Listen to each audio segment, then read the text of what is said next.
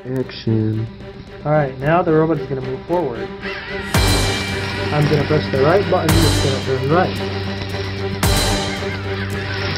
Pause. Now, we're going to make the robot turn left when I press the left button. Cognitive teleport. Alright, now the robot's going to move backward. And now it's going to stop.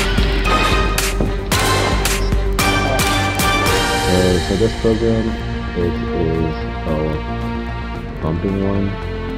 It's supposed to stop and then move forward. Oh, what's it doing?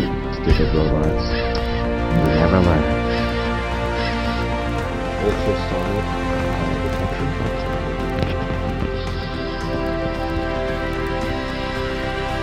We're using the same bit. Oh my gosh, what is this? Oh, it's turning!